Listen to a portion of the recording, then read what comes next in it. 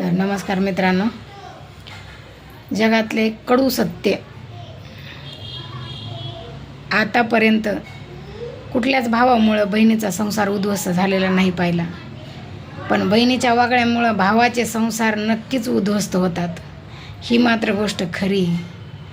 तर माझी जगातल्या तमाम नंदांना नम्र विनंती की आपली वागणूक अशी ठेवा की जेणेकरून भावाच्या संसारात काटे नाही तर फुलं बिछातेत.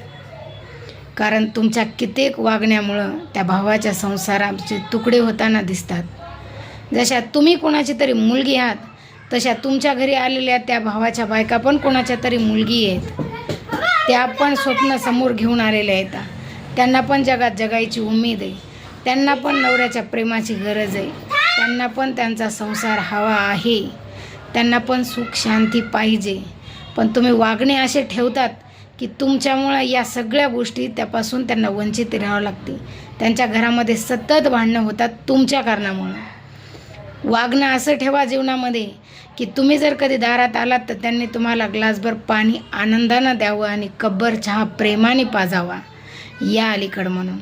असं नका ठेवू वागणं की जीवनात तुमच्या आईवडिलाच्या नंतर त्यांनी नणंद आहेत म्हणून तुम्हाला विचारूसुद्धा नाही, आणि ही वेळ यायला फार वेळ लागत नाही. तुम्ही जर असंच वागणं कटू ठेवलात ना, तुमचे आईवडील तुमच्या आयुष्याला पुरलेले नाही आहेत. तसं तर कोणीच कोणाच्या आयुष्याला पुरलेलं नाही आहे. पण माणसाला आईवडिलानंतर माहेर पण हवं असतं, पण त्याच्यासाठी भाऊ आणि वहिनी हे नातं खूप चांगलं जपावं लागतं, तरच ते भेटतं आपल्याला, नाही तर नाही भेटत. तुम्ही जर वागणे असेच ठेवले तर कदाचित ती भावाची बायको विसरून जाती की मला नणंद पण आहे म्हणून. कारण तुमच्या वागण्याच्या सतत त्या कारणामुळं तिला खूप काही सहन करावं लागलं. सासू सासऱ्यांचा द्वेष, तिच्या स्वतःच्या नवऱ्याचा द्वेष, तुमच्या वागण्यामुळं ती घरात सगळ्यांच्या नजरेत पडलेली असते सतत, आणि तीच चुकीची असते. कारस्थान करून तुम्ही जाता, दोष तिला भेटतात, आणि त्याच्यामुळं सगळ्याला सामोरं तिला जावं लागतं, आणि या सगळ्या गोष्टींच्या अडचणी तिच्या आयुष्यात येतात. तुम्हाला जसं तुमच्या आयुष्यात सुख हवं आहे ना, तिला पण तिच्या आयुष्यात सुखच हवं आहे ग. मग कशाला काड्या करता तिच्या संसारामध्ये? नका न करू. तुम्ही आनंदी राहा, तिलाही आनंदी राहू द्या. तुम्ही जसं लग्न करून कुणाच्या घरी गेलात तसं तीही लग्न करून तुमच्या भावाच्या आयुष्यात आली.